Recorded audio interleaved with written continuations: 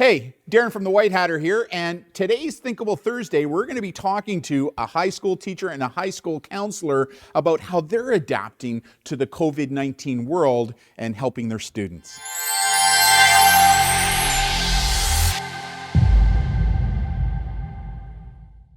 Hey everybody, Darren from the White Hatter, and welcome to our next Thinkable Thursday. And really excited. Today I've got two special guests. Both of them are within the high school educational field here in the province of British Columbia.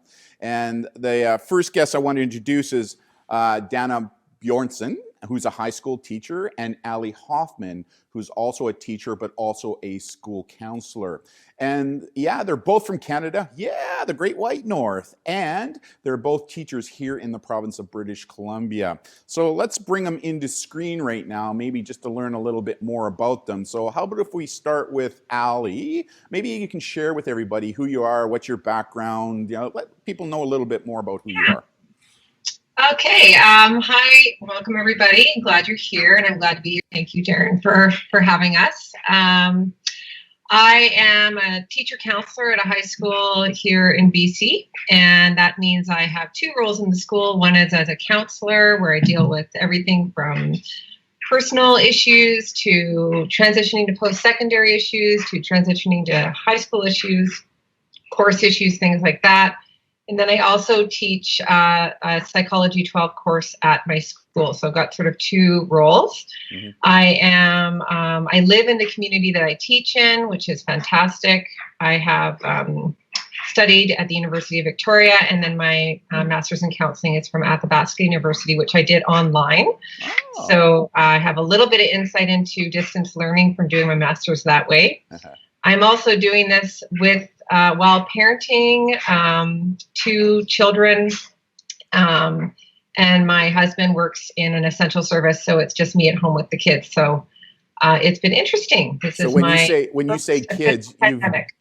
you say kids, you brought your husband into that kids category? Yeah, managing all three of them. Yeah, for sure. Thank you very much. And how about Dana? Maybe you let everybody know a little bit more about who you are and what you do and your background. Well, I'm a high school math and physics teacher primarily. Lately, I've taken on roles of scholarship teaching and advising, and also peer tutoring. I've been at my school for over 20 years. I graduated from my school. I no longer live in the community, so I commute in, but I truly feel like I'm part of my school. Like I'm going to be there until they cart me out. I also did recently finish my master's in educational technology, and it was completely online. So right now I'm really glad I have that in my back pocket. I feel like I have a slightly smaller hill to climb right now with this remote teaching situation that we're in. And I can really appreciate how hard it is for individuals right now who haven't had these online learning and teaching experiences already. It's things are tough out there for people, and I think for me it's been really important for me to help my friends and colleagues out who have a little bit of a steeper hill to climb right now. You know what? I'm so thankful that the two of you accepted my invitation to talk about what's going on within the educational field and how this thing called distant learning, and we'll talk more about that word a little bit later, how it's going with all of you. And I've got a number of questions, so why don't we get to the first question? And the first question, which is right there, and this one is for the two of you. Dana, what has been the biggest challenge you have faced as an educator during this COVID-19 pandemic? And Allison, what have been some of the biggest challenges you have faced as a school counselor? So why don't we start with Dana first? What are your thoughts on that question? I think there's so many challenges. First of all, it was difficult to pick one. I think for myself, it's definitely just navigating my own mental wellness and my workload. There is nothing easy about right now.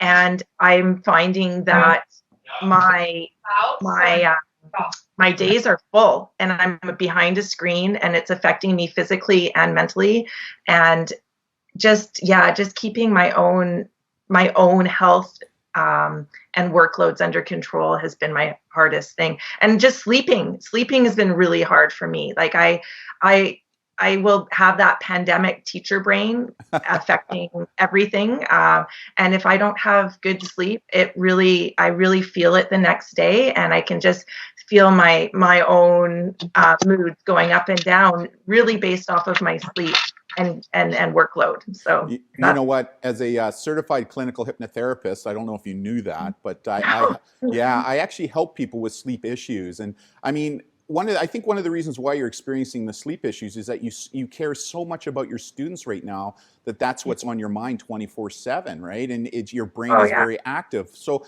that shows me that as an educator that you truly do care about your students. Like I already know that because I know who you are. But I mean, that's probably another reason why. But we'll talk offline, and I'll give you some hints on maybe some things that you can do to help some sleep. Is there anything else that you wanted to talk about with respect to some of the challenges that you're facing, other than just maybe the sleep and your mental wellness? Well, yeah, I think it's designing an overall plan for students. I refer to it as the remote learning plan that will meet everybody's needs. Like, I think you're going to see in this interview the theme of there is not a one size fits all answer to anything. It's such a fluid situation that just creating a learning plan that meets the needs of those who are struggling, yet also meets the needs of those entering university next year and who are highly functioning. It's just really it's been a real challenge to just create a plan that meets so many different needs right now. Allie, what are some of your thoughts on this issue? Oh man, it's been a real mixed bag. I will echo Dana's sentiment of it being a matter of really having to make sure we're paying attention to how we're doing ourselves, because it's really hard for us to care for our students when our own cups are not full and we're not doing that self-care piece. So big reminders for me to do the self-care piece so that I could do my work properly. And I think the biggest challenge in terms of my work has been, as a counselor, I'm a helper, and I like to answer questions. And at the beginning of this, and even now, my students have a lot of questions that I can't answer, and so that is hard. Must be frustrating. Yeah, absolutely. Especially, I deal with a lot of grade 12s, and really, that's probably the one thing I went to is our grads. Oh, our grads. I do really feel for them, and I'm trying to work with a team of our staff to try and have some activities that really recognize the grads of 2020 in a special way. So that's a big one. And just then, on that, just before you go on that, there was a school in the United States. One of the cool things they did with their grads is they all had them build a Roblox of their school, and they had a digital graduation using Roblox. Yeah, we're looking at options for digital grad, and we run some cool community things like a gratitude project. And so trying to do a whole bunch of different things that are going to make grad feel special, even though it won't be the same. Trying to acknowledge that. Yeah. And then I would say that it's really tough communicating with students. It takes so long to get a hold of families, and you're calling families in their home, and trying to keep those limits of confidentiality pieces there and be ethical in the way that we're helping students and families. It's just all new, and so it's been a huge learning curve on how to do this properly. We've worked really. We have a great district team that has worked to collaborate with us on how we can do our jobs in this atmosphere and in this environment. And so it's a lot of learning, which part of me really loves, but I also know it's tiring and mentally exhausting to try and figure it out. Especially when you've been doing your job for 20 years, you know what you're doing, right? And this is just this huge curveball at all of us, What do we do now, and how do we operate in this new environment? And part of that is a little bit exciting, but it's also really, really hard too. Yeah. Dana, do you want to build on anything that was just shared there? I mean, a good example, for Allie, you mentioned about how hard it is for you to communicate with students, and we'll talk about that in one of the questions I have a little bit later. Like, how do we connect with students who are not connected, right? Like, Yeah, right, all these types of issues. But is there anything else that you want to kind of, build upon that, Dana? Or Dana, sorry? definitely. Yeah, no worries. Just think banana.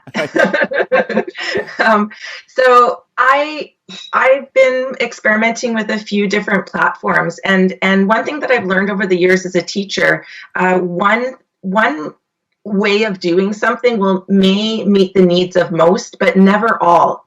All learners are so different, and why would now be any different, right? So I've been trying to create different ways for students to connect with me that will meet their personal needs. So yeah, just having a variety of face-to-face if you can. We just were given permission to do some video conferencing, which has been super beneficial. Just to see faces and hear voices, that's been amazing. But then to also be mindful of asynchronous communication.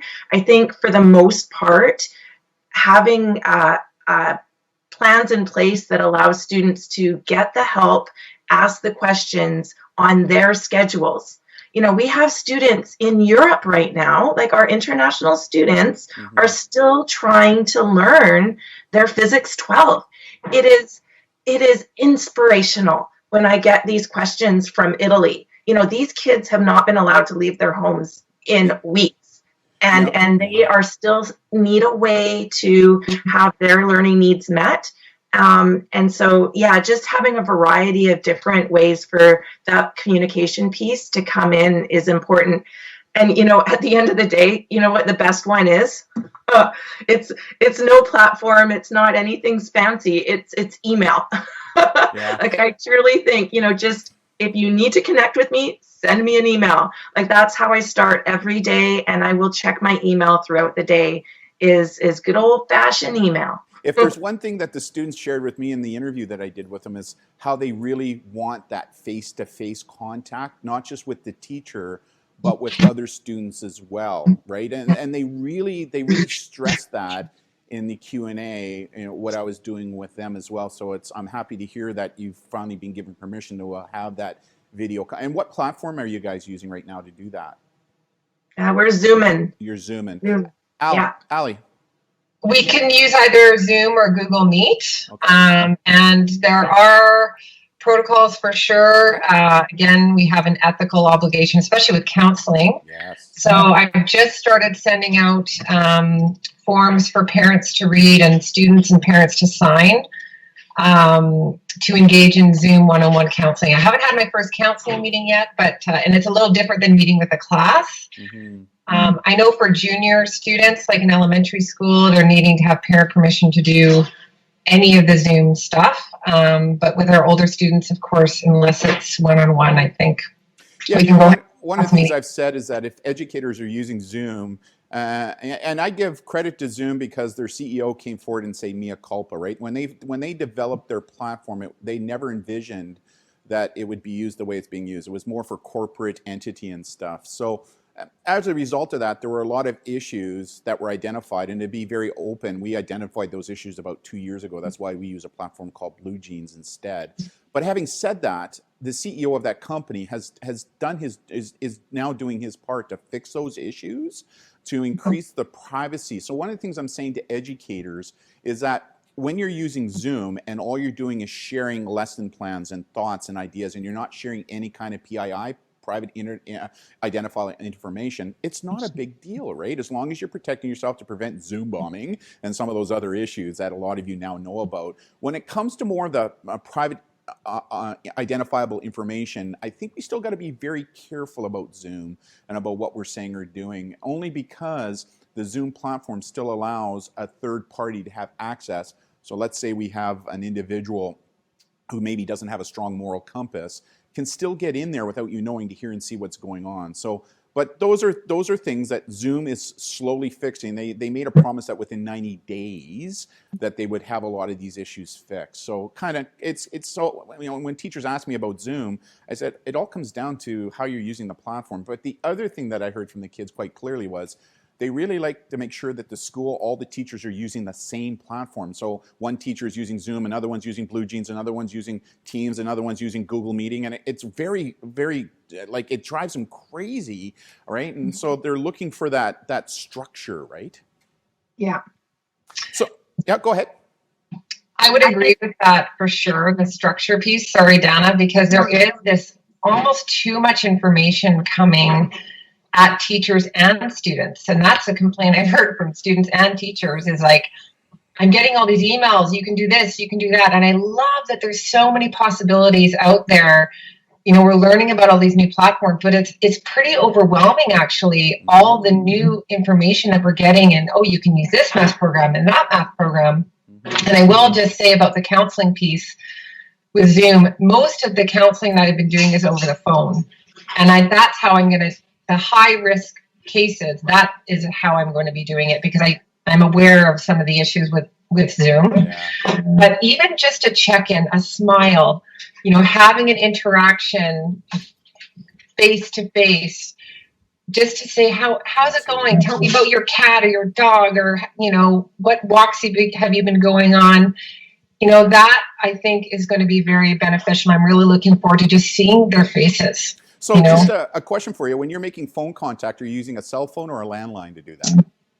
I'm using, a combination of both, depending on. So what I would recommend is if you're using your cell phone, just make the number unviewable so that it doesn't pop up to the other person, because you want to make sure that your phone number doesn't now become weaponized by maybe somebody who shares. So if you just make it so. The other thing is I know there was a recommendation out there for teachers to use things like Google Talk and WhatsApp Talk.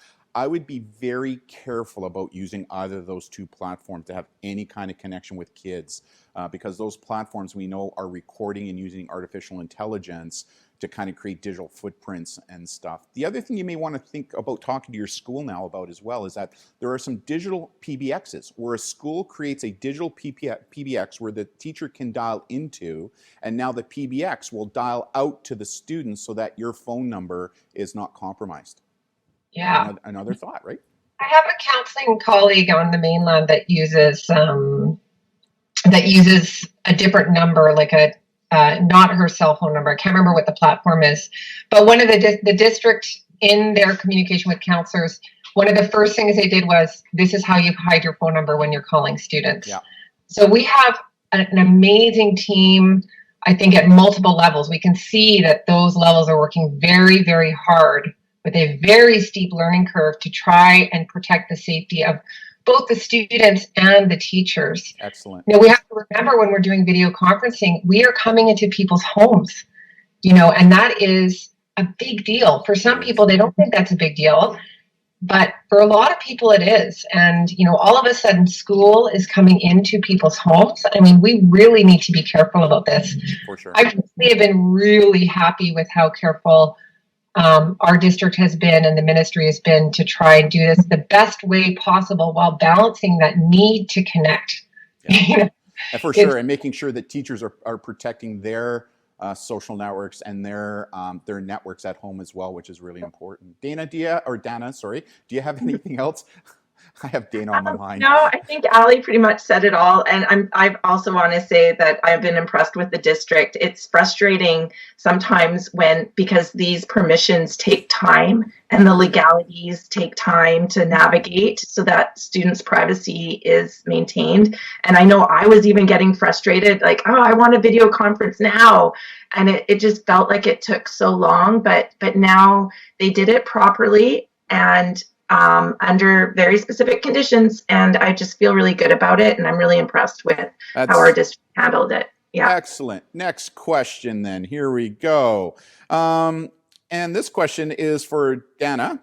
I've heard the term distant learning being used by educators as a pivot to online delivery of course material, but is it actually distant learning or something different, right? Like it's almost as if teachers have become MASH units in the military, mobile hospitals, where you're triaging, right? So, Yeah. are you actually doing distant learning, or is it something else?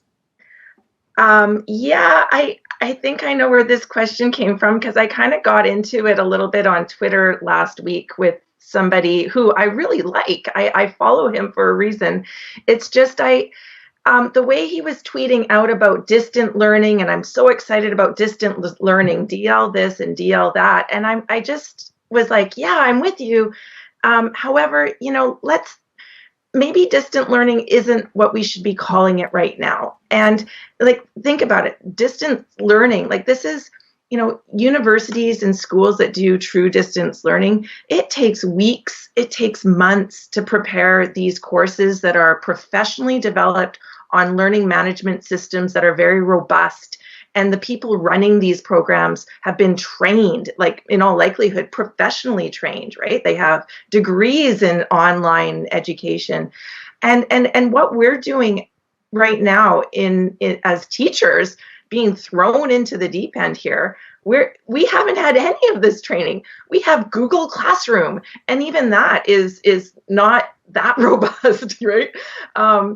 I got into it with this person, and I just asked him to consider calling it remote learning as opposed to distance learning. And then I even went farther and said, let's just add in the word crisis here, because this is remote crisis learning. We are remote crisis teaching. And I think we need to keep our bars low on our students, on ourselves, on our children's teachers. Like there's a lot of expectations that are on a lot of people right now. And I don't think it's fair because, it's a pandemic and it's just not right. Like something that really resonated me in the early days of this was a slide deck that Kristen Weens in the Souk district put out. And it was a self-regulation slide deck for students and for us as educators. And she really emphasized, we are not working from home right now. What we are doing is that we are at home during a crisis trying to work. And there's a really big difference, we're doing the best that we can right now. And honestly, our best is good enough. And we just have to allow ourselves to have good days and bad days, and our students to have good days and bad days. And it's not distance learning as what is normally called distant learning. We're in a crisis. Yeah, for sure. I mean, talking from my policing days, you're definitely in a crisis management mode, right? With respect to how do we deliver to our students right now. Allison, do you want to build upon that at all? Yeah, I completely agree with Dana. You're hearing a lot of people talking about homeschooling. This is not homeschooling. This is emergency remote teaching or anything along that phrasing. This is not business as usual. I'm actually really impressed with what people have been able to put together. I'm a parent and an educator, so I'm on the receiving end of what teachers are giving my children, and I'm putting material out to students. What they've been able to put out in a short amount of time, and they're constantly learning and adapting, has been really great. And it's just not business as usual. It really isn't. And I think that parents really need to understand this, right? Like, I think there's a lot of pressure being put on teachers and school districts by parents saying, we got to get this education, these lesson plans in place, my kids and stuff. And in fact, I was talking to a couple of educators who come from independent schools where parents pay for their kids to go to school, and they're feeling even more pressure because these parents are saying, we're paying you to teach them. And like, it's this weight that is on their backs where these parents just don't understand the difference. Anybody want to comment on that? Well, I would say, the ministry was very quick to come out with what the priorities are for teachers and educators, EAs as well. I talk in terms of staff. We've got a whole community educating students, teachers, administrators as well. And the number one priority is the well-being of our community, and that includes the students and the staff. And I love that the ministry led with that. You know, I saw a great graphic the other day about remote teaching, and it said, lead with love. You know, and it sounds a bit mushy, but really that's what we need to be doing. We need to be coming from a lens of compassion to everybody involved, whether you're a student, a teacher, administrator, EA. This is not easy. This is not normal. This is temporary. You know, things won't be the same on the other side, I don't anticipate. But, you know, I think that most people I've talked to get it, but everybody's under stress. So everyone's going to have a response. And I don't think that response really has anything to do, it has to do with their own level of stress. Mm-hmm. And so parents are stressed, and I am compassionate with that. I hear what they're saying, you know, everyone's needs are different. What I'm seeing for the most part is people are doing their best. And, you know, even the protesters down at the States, they're saying, open up. That's a strong response. That's a response to our collective grief about society. It's called denial and negotiation. You know, think about Kubler-Ross, and, you know, it's so interesting psychologically what's going on. So I'm just trying to come from this place of empathy and compassion for other people, even if what I'm hearing isn't, I don't agree with what I'm hearing, you know? Yeah. So, Dana, anything else on that? Not so much. I guess, gosh, I think one thing that I noticed when I checked in with my students and families, I had students check in with me and rank their well-being, and I had their parents also check in with me, like on separate forms, and often the parents ranked the student's well-being a little bit higher than what the student ranked themselves. You know, it was sometimes the same. Like sometimes the parent, you know, we all have different relationships with our kids, right? But there was a lot of, it was never the other way around, that the parent ranked the kid lower than what the kid did. It was always the other way around. So I think sometimes, I think we like to put on a brave face, like whether we're a student or an adult, we want to keep up appearances, and just so that the people around us feel more comfortable and they don't worry about us. Mm-hmm. And that's something to keep in mind, you know, that on the inside we could be a hot mess, but on the outside we could appear to be fine. And just, you know, the students that haven't connected back with me personally, those are the ones I worry about the most, right? Like we can't really go, and when students self-report to us about how they're doing, you know, if they're able to do that, they are functioning on some level because they connected with us. What about the ones who didn't connect with us? Like, what's up with those kids right now? So it's a really difficult time, and we can't generalize. And Next question. And this one's going to be for Allison. And the question is, given that we're all staying at home, some teens are likely missing the structure that a school often brings to their life, which in turn can increase anxiety and even some other mental wellness challenges. Are you hearing this from teens? And if so, what are some coping skills that you can share to help? That's an interesting question. What do you think? Let's hear some of your thoughts. What I've been hearing, it's a real mixed bag, what I'm hearing. I know everyone's experience is very, very different. I imagine you've been hearing this a lot because I know you've been connecting with youth a lot, Darren. So, and I'm hearing a real range, and some of it's surprising to me. When we were first immersed in this crisis, I thought, oh my gosh, my kids, you know, how are they? You know, I need to connect with them. And some are struggling, but some are actually faring a little better, which is kind of interesting. Some school, the pressure's off a little bit. Maybe being at school was hard for them, or the social piece of school that might have been a stressor for them was taken away. So some are really, you know, enjoying the slowing down, enjoying the quiet, enjoying, you know, playing with their dog and reading books and sleeping more, because that's a huge crisis within adolescents. Yeah. Some of our adolescents are faring better. They're like, I'm getting more sleep now than I ever have. Right. So that's one group. then there are students who are really struggling because dynamics at home are hard, and school provided a bit of a respite for that. Those are students that I'm really super aware of, and our whole team is super aware of. We're checking in with those kids where they are at home, and home is not always an easy place to be for whatever reason. Mm-hmm. So that's a struggle. And then there might be homes that were stable but have destabilized because of the stress of the pandemic. Maybe someone's lost a job and there's financial stressors, and there's so many factors at play. It's definitely multifactorial. There's no doubt about it. What are some of the coping skills then you would share with students and even parents who are maybe kind of feeling the pressure? I think that the last one I was going to mention, which is the most common theme, is students are really having a hard time getting motivated. And I think that has to do with that kind of ongoing low-grade stress that's ever present. Right. We talk about anxiety. We talk about red and blue zone. Green zone is I'm good. Red zone is like freaking out, panic attack. Right. Blue zone is a shutting down and a difficulty getting motivated. And I'm finding that is a really common theme when it's low energy, low mood.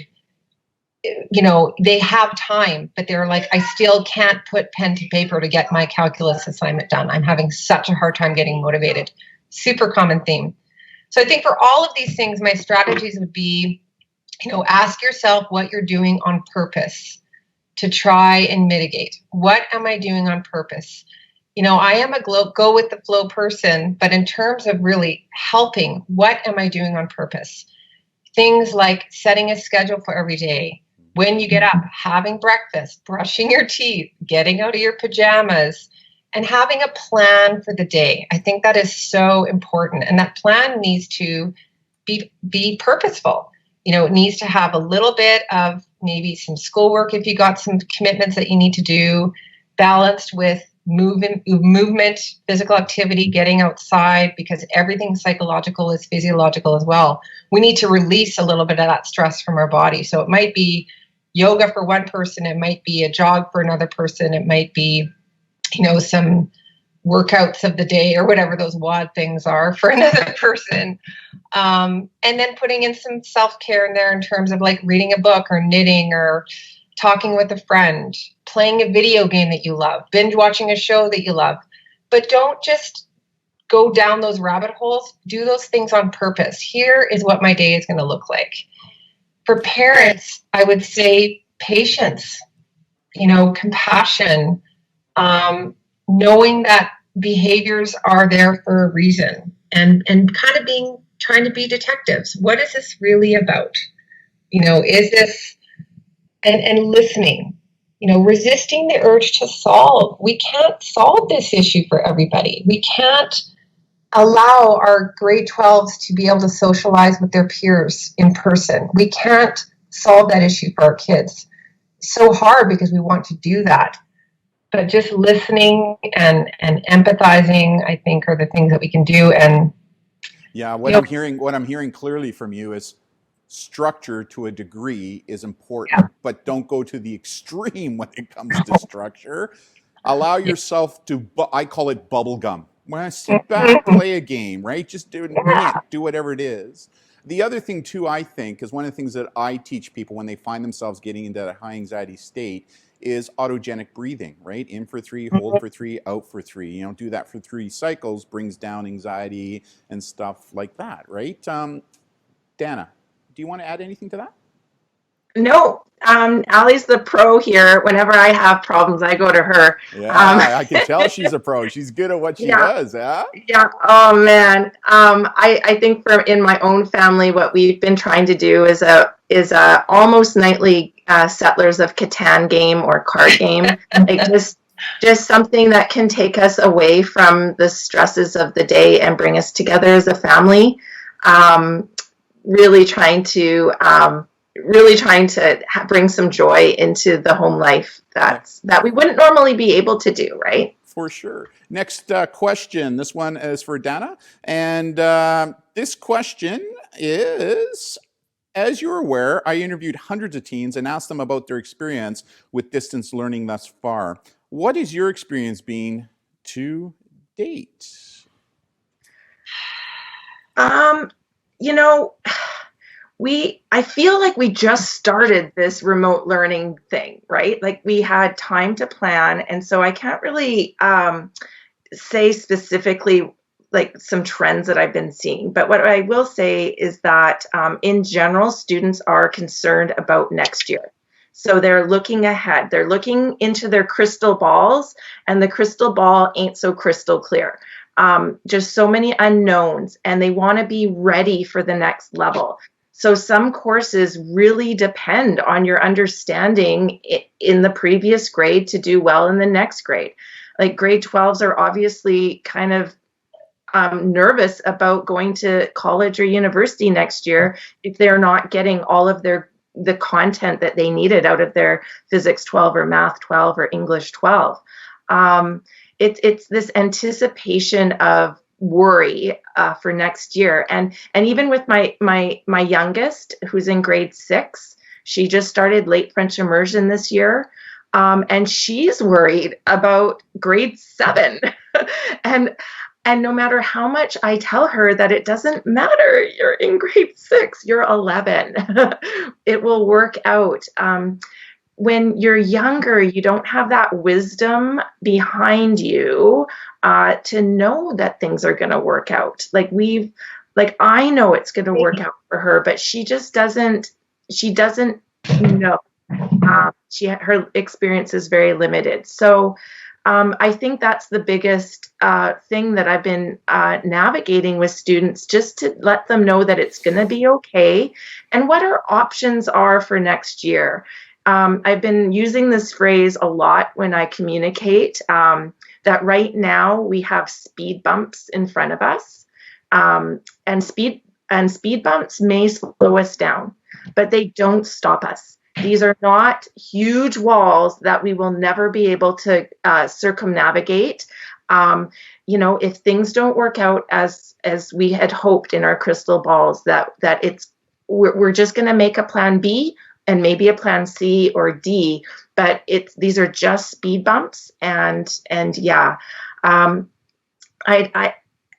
think that's, yeah, at this point in time, that's all I can say, because the learning's really just getting starting for us. You're good. You are really good. Allison, do you want to build up on that at all? Oh yeah, well, Dana, I love that, right? You use speed bumps. I use lots of highway analogies when I'm talking to grads. You're in a lane, you're picking a lane. You might take this exit and go down this dirt road and come back onto the highway, or you might get onto a new freeway. It's going to be okay, and just be that flexibility. It's really tough for our kids who want to know, though. They want to know, they want that certainty. And like I said before, I think that's the biggest challenge, is that we don't have a lot of answers for these kids. So staying in today, what do I need to do today? In this present moment, taking those breaths, as you mentioned, right? We call it box breathing as well. Just, okay, I'm okay. And what do I need to do today? Yeah, for and Dana, we do it tomorrow. Dana, you used the analogy of a crystal ball. I'll put it into boomer analogy. It's like looking in that 8 ball that I used to have when I was younger, and shaking it up and waiting for the message to come up, and the only thing that comes up is this blank little screen, right? So, I mean, young people, especially, your young one that you were saying, I find that a lot of young people live for the here and now, right? They're not necessarily thinking into the future. But what's interesting is COVID-19 has kind of changed that a little bit, where I'm finding that the younger kids that usually live for the here and now are thinking about the future, right? Which is kind of interesting, right? Anybody want to kind of comment more on that? Go ahead, Dana. No? Yeah, I can. My younger one, she was really overwhelmed at first when this all started, and getting the message, like the optional tasks from her teachers. I've just been having a lot of conversations with when you choose your learning tasks for the day from your options, ask yourself which ones will, one, bring you the most joy, and 2, will help you for next year. Because if it's just a make work, like here's a worksheet or whatever, like let's just not do those ones. But like for today, she has to do this music portfolio. She doesn't have to do the music portfolio. It was a choice to do a music portfolio. And I said, well, do you want to do band next year? Yes. Well, what's going to help you next year for band? And she said, well, if I practice my clarinet. I'm like, well, why don't we just practice our clarinet right now and not do anything else for band? I'm actually going to show you a video. Sorry, I'm going to show you a video in a little bit of kids that will maybe help her really spark that interest. But sorry to interrupt. But yeah, just trying to pick the things that will be the best use of your time and bring you joy into your day to day. So if an assignment can bring you some joy, do it. And if it isn't going to do anything for you, then maybe skip it. Allison, did you want to build upon that at all? I agree with that. Do things on purpose. Pick the things that you want to do, depending on how you're doing that day, which is going to range for everybody. And I love this idea of incorporating joy into your day. And that might be through a school activity, or it might be through those bubblegum activities that you talked about, Darren. Have some joy scheduled in your day, even if you have to, if it's whatever brings joy to you. And that's different for everybody. Yeah, because we can't find those joys that we often do in the human connection that, And I think some kids are, my kids they like school, but we have to go to school today. So many kids now, I miss school. I really miss school. Yeah. It's interesting to see what happens after for kids. Our society I think they took it for granted that they have this free education. There's many places in the world where there isn't education. Well, wow, they're sure getting a taste of that. Actually, I tweeted out recently that I think this COVID-19 pandemic is now proving that teachers are more than just teachers and how important they are in today's extended family, right? Like it's given us some really interesting insight. Not me personally, because I know how important you guys are. And by the way, you guys are like the dynamic duo. It's unbelievable. This is awesome, the stuff that I'm learning right now, and your comments. Like it's just awesome. But next question. This next question is for Allison. And here's the question right here is, I know that as a school counselor, your primary clients are the students. However, I'm sure you have some thoughts and ideas that you can share with the adult educators who may be feeling a little stressed as well. What are some of the thoughts that you can share with your peers to help them manage what may be happening in their lives emotionally, psychologically, physically, and socially? We talk a lot about students, and that is important as educators, but what about your peers, right? Like they've got to be feeling this pressure as well. Oh, yeah. The advice is very similar to the advice I would give to the students. And I do want to just really emphasize the whole school community. It's not just the teachers. It's the EAs, it's our custodians, it's our admin. We're all a school community. We all work together and collaborate together. I would say the same pieces of advice that I'd give the kids, have a plan for your day. What am I going to do today? Start the day with, I have a list at the beginning of every day. My job is weird. I teach and I counsel and I'm at meetings, and I have a list of what I'm going to do today. And then, I've got my kids at home too. So I have to approach my day on purpose. Practicing self-care is so important.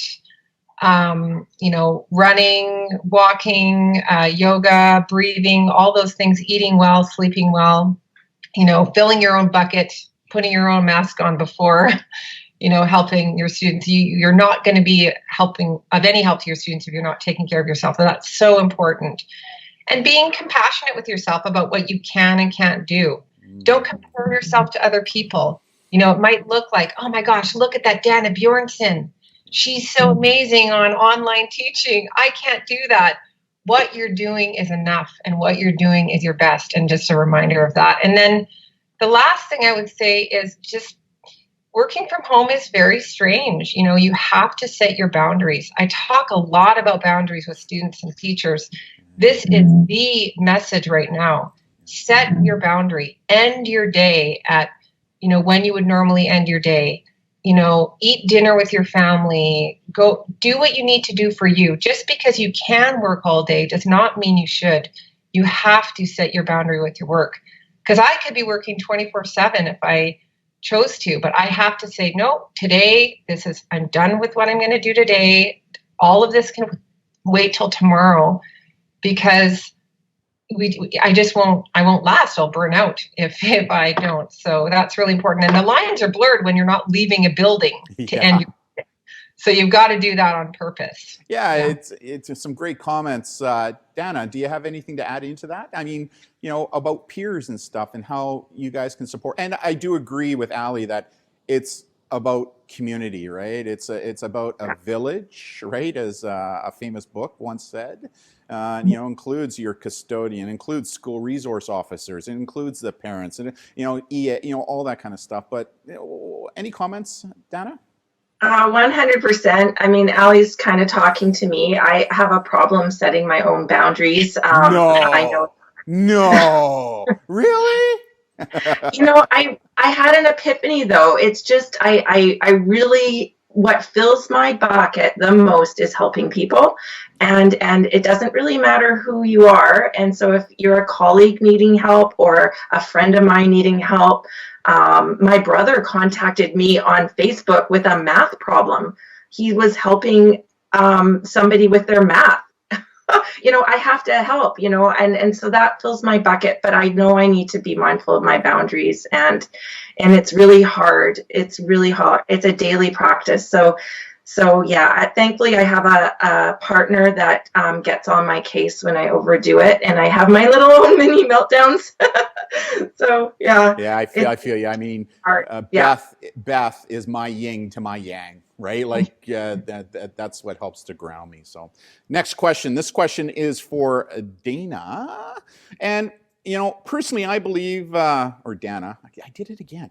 Personally, I believe that the COVID-19 pandemic has proven that you can't take the human element of a teacher for granted. Technology can't replace the human factor that a brick and mortar school can offer students. So I'm just wondering, what are some of your thoughts on that comment?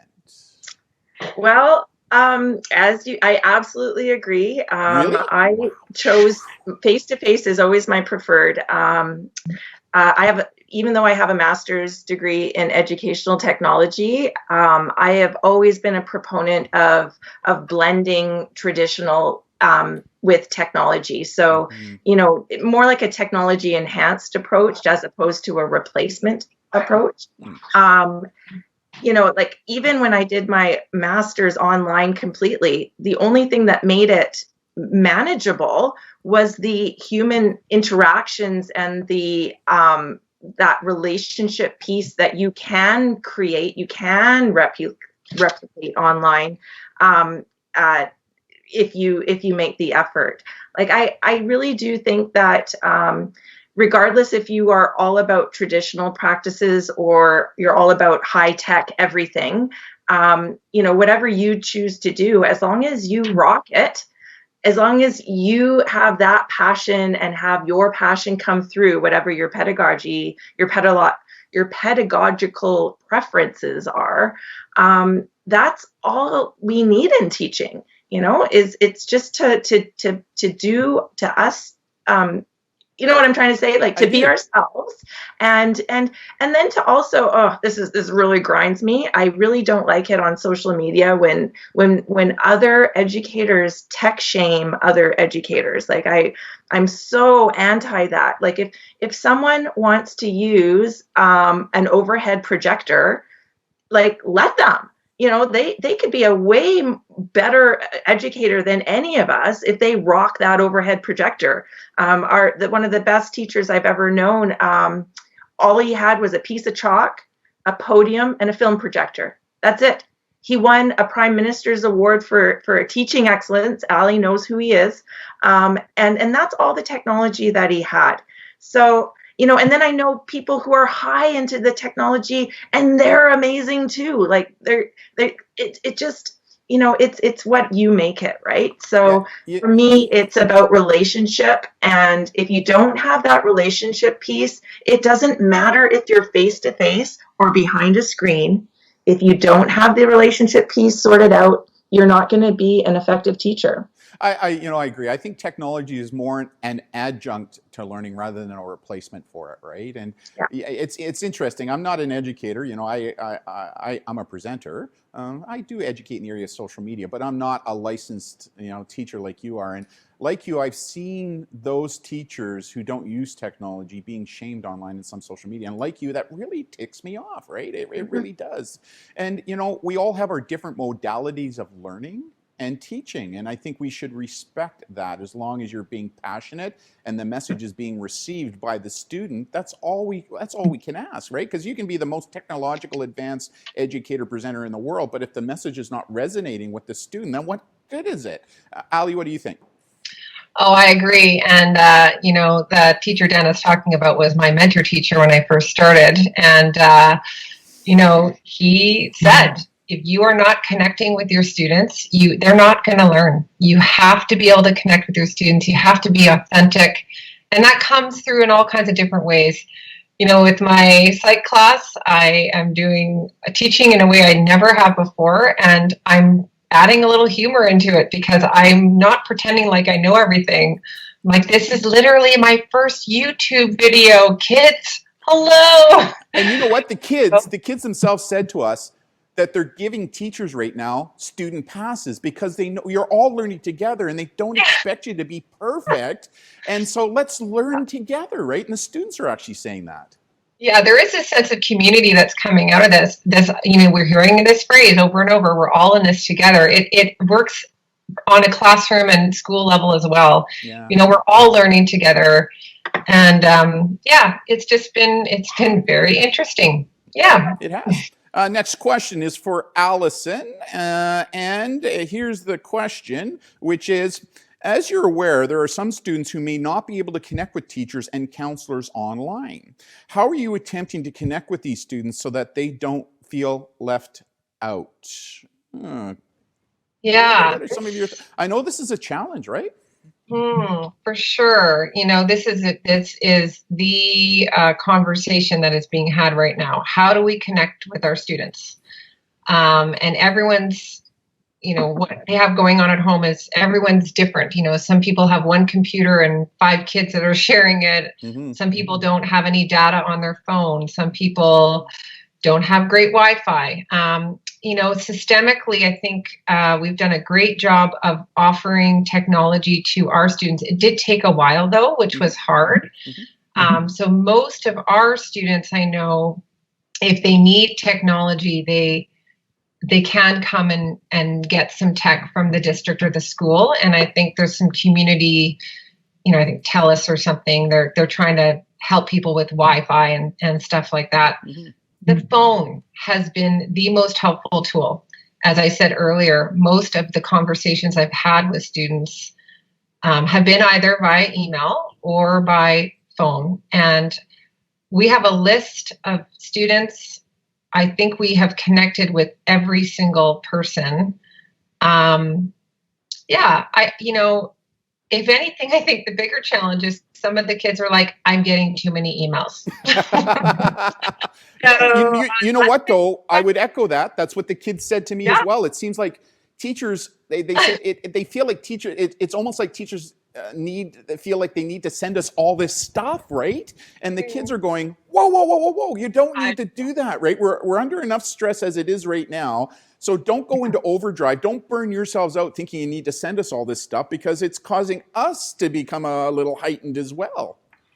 And I think that our language is really important in that when we're reaching out to students. I always say, this is a suggested activity. This is a suggested timeline. Lots of kids, teachers have said, hey, I think you need to reach out to so-and-so. And I'll reach out and they'll say, I'm okay. And that's to be expected because we're all under stress. And so, we might be perceiving that someone else is stressed out, but that might be a little bit of projection on our part, of what we're feeling. but the kids are doing all right. Some of them are. Some of them aren't. Yeah. But I think we've done a great job of really identifying the students that need those connections and finding ways to connect, because we have these multiple modalities that we can use: the phone, internet. We ourselves are in a small community, so and it's a smaller school, so that has been less of a challenge for us than I think it would be in a larger community with a larger school. You know what? I shared with Dana that I'm a certified clinical hypnotherapist, but I also have a master's designation in neurolinguistic psychology. So semantics and words are powerful, and I would absolutely agree with you, Ali. I mean, that's one reason why when I'm teaching hands-on skills, I never say to a person, just try this again, because try means failure to the subconscious brain. I just say, like Yoda, just do it again, right? The word do is, rather than try, is what is so important. So yeah, I think semantics. I also, I learned about one school district here in Canada where students, they would have to get onto a bus to get to a school, but they didn't have good Wi-Fi where they were living, so it made it hard to connect. So what the school districts have done is the school buses all were already outfitted with mobile Wi-Fi. So now, because they're not using the school buses to transport kids, what they're doing is they're putting the food on the buses to deliver the food to the kids in their communities, but they're now leaving the bus there and turning on the Wi-Fi so the kids have open access via the buses. I mean, asymmetrical thinking in order to get connected with these kids, right? Which is really cool. Dana, any thoughts on that? Yeah, it's just been amazing to see the creative solutions that people are doing in very difficult situations. And Allie's right, we have a very small school. Like, we only have about 700 kids at our high school. I know of lower mainland schools with over double that amount of kids, and with maybe only one counselor in that school. Like, different schools have different services available to them. And it's just super important not to generalize right now. Yeah. So, like, Allie and I are talking about our school right now. This is our reality with our staff. But things are different out there. It just don't generalize, man. That's a really good. I mean, that's a really good point. Every school and district is going to be different. So therefore, their solutions are going to be different from school to school and district. I would agree with you. Like, I've been at schools with 2,300 students that I presented to, and they maybe have one or two counselors for the entire school. I've been to some schools where they have a counselor 0.5, like 0.5. Like, are you kidding me, right? And I think the other thing out of this as well is that I think it's also going to shine more of a light on how important school counselors are to the greater community, right? The greater community, how important they are, and how we really need to revisit that they play a significant role when it comes to our schools and our school communities, not just for students, but for the teachers, for the parents, for the custodians. I mean, for everybody, right? Which I think is really important. Next question. This question is for Dana.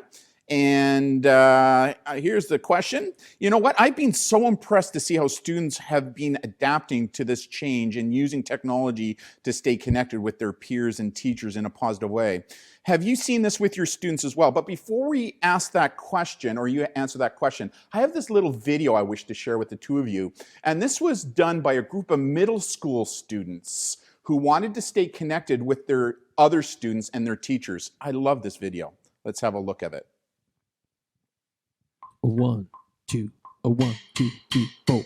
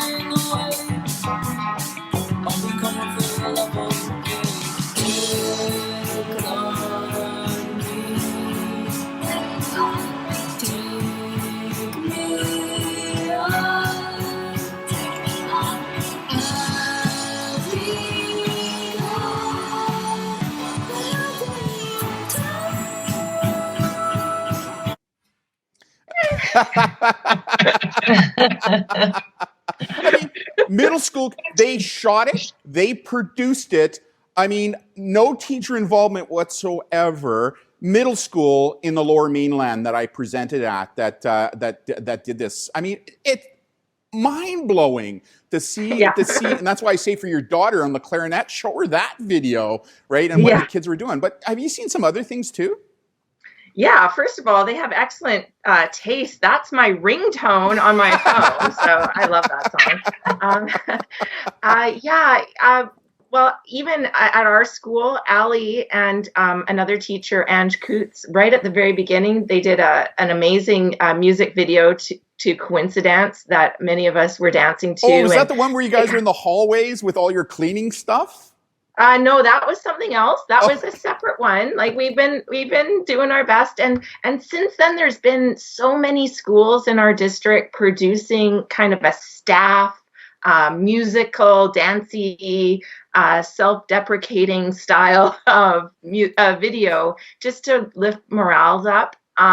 Which we've received a lot of positive feedback on. I want to give props to a teacher named Jamie Nolan. He produced a video on teaching from home, and it is so funny. Just go look it up on YouTube. Anyway, I know I haven't really kept my thumb on the pulse of this with the students because I've been in my own kind of poop storm of my own stuff. Did you just say poop storm? I have a couple grade 12 academic students who started an Instagram page on teaching students how to use the ukulele, which is super cool. Like they're just spending their time giving music lessons over Instagram. We also have at our school this cat that comes and hangs out with the students and the staff all the time. And this cat will walk into the school, and this cat has just become part of our culture. And the student who created that Insta account, I believe she's still producing media. And it's just so nice to have these little tidbits of creativity come through our social media. It's never been a better time to be putting the social back into social media. It's really a very powerful tool if you let it be. You know, what's interesting is I think this pandemic has really shone a light on how the internet and social media was originally envisioned to be, right? Like it's kind of cool. I'm kind of seeing that transition. We still have some other stuff that, you know, is much like the real world. That's why I don't like calling it, you know, we adults still see a difference between the online world and the digital world. Well, to the kids, it's just one world. We call it in academia the on-life world, right? And so it's really kind of cool right now to see how out of this, we're seeing how social media can actually be used for good, for growth, for creativity, how it's allowing families. I've been hearing families saying to me, we've never been as connected with our kids as we are as a result of staying at home with one another and actually talking to one another, engaging with our kids online. They're showing me how to use Minecraft. I had all these false beliefs. Minecraft, I'm now hooked on it. Like, it's amazing to see that. Allison, do you want to build upon that at all? I wrote my master's final paper on bridging the divide between youth, adults and youth, and school adults and youth in particular. This is the secret they've known for a long time. We tend to demonize social media and internet, and you are, such a great advocate in that avenue, Darren. I love reading your stuff, saying, hey, let's there. It doesn't mean it's free of problems, but there are so many positives, and the kids have known this secret for a long time, and we're being led into it. Those of us who maybe weren't as engaged.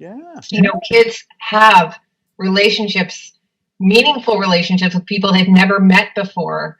And that's a normative part of adolescent development now. And so it's really interesting for us to see these positives coming out. I just love seeing the human spirit still shining through on social media. And I feel actually quite grateful that we have this platform to share that humanity with. Although I still enjoy being in the pots and pans with my neighbors across the road that I can see. So yeah, but can you imagine if this was 15 or 20 years ago that this would have hit us?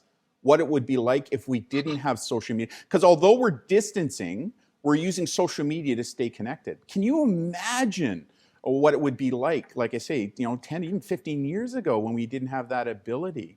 And I agree with you, this whole juvenoic, that's what we call it within academia, where it was being demonized. I still see parents saying to kids, well, you know what, if I put a rotary phone in front of you, you wouldn't know how to use it. And my answer to that parent is, well, what relevance does a rotary phone have to young people today in today's online world, right? So again, I think that out of this fire will come a fiery phoenix of opportunity and our ability for parents to be more connected with their kids in the on-life world and getting to understand that it's no longer a difference between the two and that social media can have all these positive outcomes for us. Any more comments on that topic?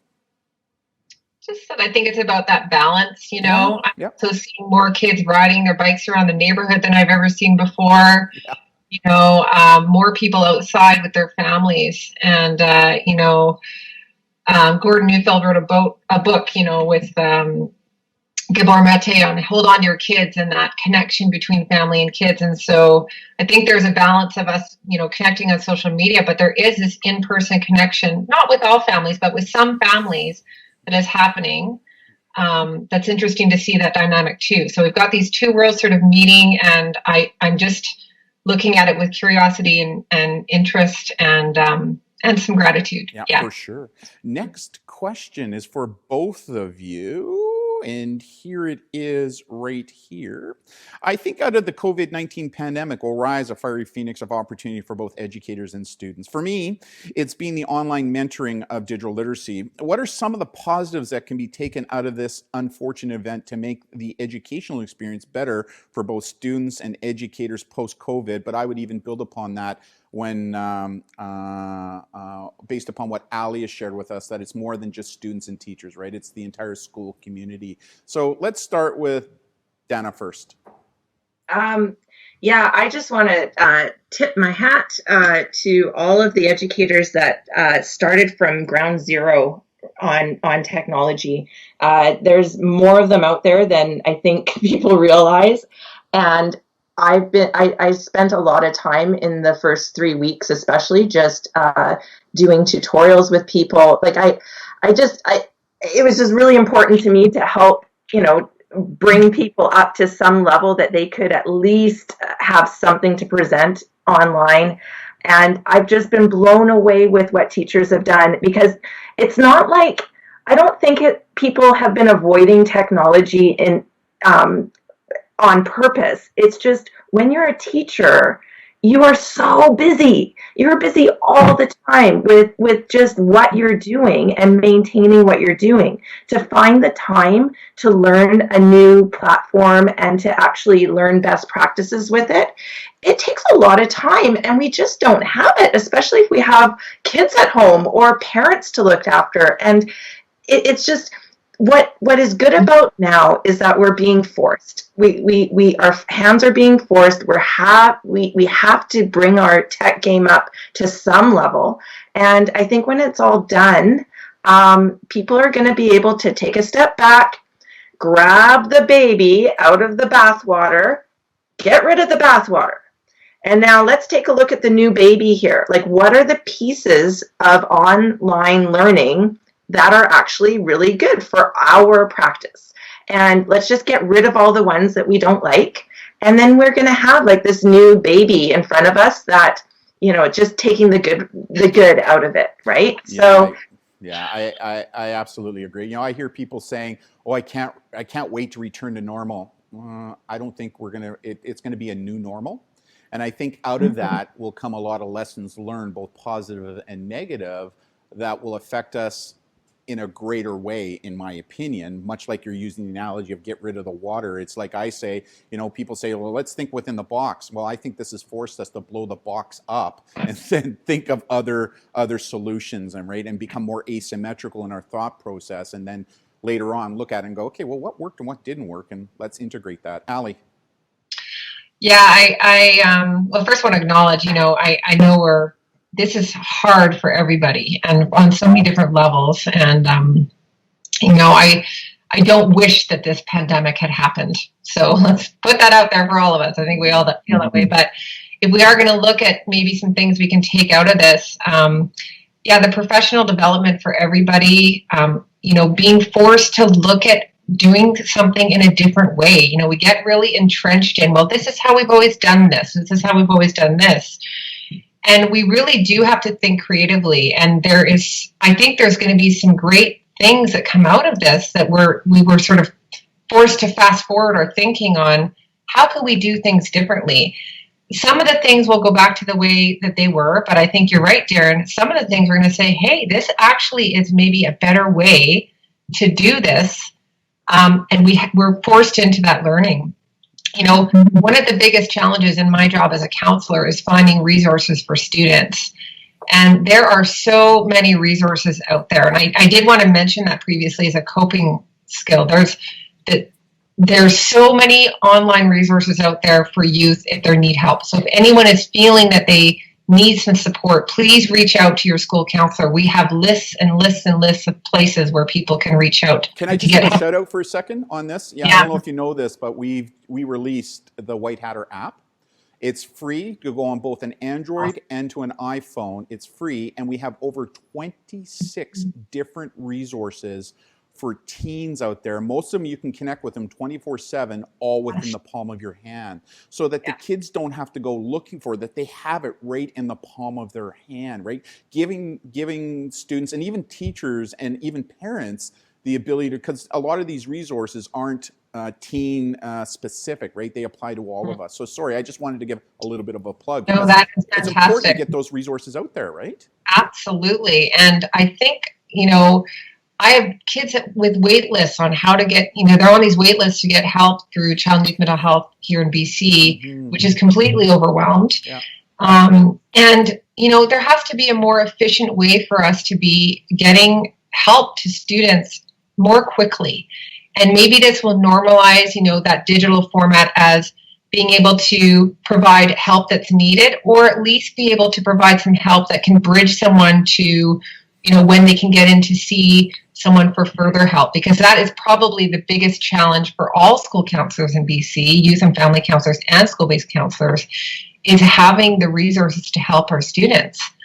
And so I'm seeing all these fantastic resources coming more to the forefront. Some of them existed already, and some of them are being created. And so I really appreciate that app, Darren. And, I'm just being forced to learn. And download it onto your phone. I'm sure there's going to be some resources on there that you're going to look at and go, I didn't even know that existed, right? Like there's a ton of them on there. Dana, anything you want to build upon? Another positive, I think, is just taking the opportunity to learn a new platform for free. Because so many things cost money, and schools don't have money. They don't have a lot of money. And so it's just been really cool to see all the free resources out there right now, and to be able to try different things out to see if, when this is all done, if it's worth actually finding the money and using our limited resources on this new way. So I think that's been really cool, a nice little silver lining. And I think my only other silver lining to all this is, I think Allie actually mentioned it already. I'm really hanging on to the hope that when students come back to class, that they'll have this new appreciation for the classroom. It's like, oh my gosh, I'm so happy to be here right now, all the time, in every class. If the students I interviewed are a barometer of that, I think that's going to happen. I truly do. I mean, the latest interview I did with the kids, I asked them how many of you are missing school. And if I recall, it was around 78% said yes, and the others said not really. Well, you're going to have that no matter what, right? So I think the vast majority of them are saying, you know what, we thought the summer holidays was great, but this is getting a little ridiculous. Like I'm missing school, I'm missing the social interaction with teachers and the fellow students, and even my custodian, because a lot of students say that they have great relationship with, I talk to custodians when I'm in schools as well, and the custodians, it's really interesting to see how much of a connection they have with the school and the kids as well. So I think we're going to see that. And you know what, though, I emphasize that I think it's also giving parents a deeper insight into what you guys actually do, because I do think that not a lot, I don't want to put everybody in the same bucket, but I do think that there were some who thought that, well, you guys have got it great. You go to school at 9, you're out by 2:30 or 3, you get stats off, you get the summer holidays off. Well, you guys don't even work for your money. Like, really? I think this is giving a bigger insight into parents about really how busy you guys are and how much of your time is spent on students, right? That's the students' issue. I mean, I get back to the sleep issue, how right now, Dana, you're having problems because you're constantly thinking about your students and how much you care about them, and how can we help them navigate what's going on right now. So last question I have for both of you. Here it is right here. And the question is, what are your final thoughts specific to digital literacy and its use in education while we navigate this world-changing event? So why don't we start with Ally first? Let's start with Ally first. Oh, okay. Well, I think that this is providing this opportunity for we old people, Boomers. the visitors, to catch up with the kids in terms of their digital literacy. And so providing this opportunity and maybe even a little more empathy for what their experience is as an adolescent in the digital world. To me, that's kind of interesting. But then, that reminder of balance that, the digital world is great, but man, the fact that we are all missing those human connections, that reminder that the balance between the digital world, it has to be balanced with relationships in vivo, right? In real life, and that those connections are so important. For me, it is confirmed that I'm in the right line of work. I miss my job. I miss my kids. I miss my school so much. And to me, that I'm paying attention to that, it tells me that I'm in the career that I need to be, because I really do love it.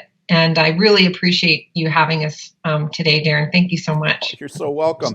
Dana, I got it right that time. I remembered banana. Hey. Some of your thoughts. On digital, I think I'm hoping that people, whether you're the educator, student, parent, that to know that when it comes to learning about technology, everybody has to start at ground zero at some point in time, and taking little baby steps can be scary. So to ask for help if you need to. I have a secret. Like, I am not an online guru. I am not a digital guru or a tech guru or anything. Like, I took my master's degree just so that I could be less oblivious. But it's not like you don't cut me open and see wires, right? Like, I'm just somebody who's trying to learn and not afraid to Google something, right? So when I don't know how to do something online or with a platform, I thank goodness for YouTube. Like, I just take the time to watch the little 20 to 30 minute tutorial on a platform, and I figure it out. Like, I am really not the sharpest knife in the drawer when it comes to technology, but I do know how to ask for help and watch tutorial videos on YouTube. So it's just about little baby steps and connecting those baby steps into larger steps. And it just takes some time. And if it's not your jam, that's totally fine too. You just, it's just important to keep your own personal health in check and to have passion for what you do in the end, whether it's digital or not. And if it's not your jam, using the teen vernacular. I love it. I love it, right? This is my fifth video interview in this series called Thinkable Thursdays. And I can honestly say to the two of you, this has been absolutely my favorite. My favorite thus far. I mean, your thoughts, your ideas, your passion, your commitment to what it is that you guys do, I think has really shone digitally, right, with respect to what you guys think. And I think, thank you for taking the time to do this with us today. I think this is going to be something that is going to resonate really well with our followers when we post this next week, right, on our YouTube channel. So stick around because I just want to debrief at the end of this, but I'm just going to say my goodbyes to everybody now. So everybody who's watching right now, thank you again for tuning into another Thinkable Thursday. This dynamic duo, as I like to call them, unbelievable. I mean, just and that's why I picked them. I mean, their passion. I didn't really know Allie that well, but I know Dana quite well. And when she says, you know, I know the school counselor, she is awesome. Like you need, oh, absolutely, like just absolutely. The two of them were just wonderful. And I look forward to maybe having a follow-up interview with both of them post-COVID-19 to talk a little bit further about there. So from myself, who's Darren, Brandon, who's working the booth, control booth in behind the rest of the White Hatter team, I want to thank you for tuning in to today's Thinkable Thursday, and we can't wait to see you till next time. So see you later. Bye.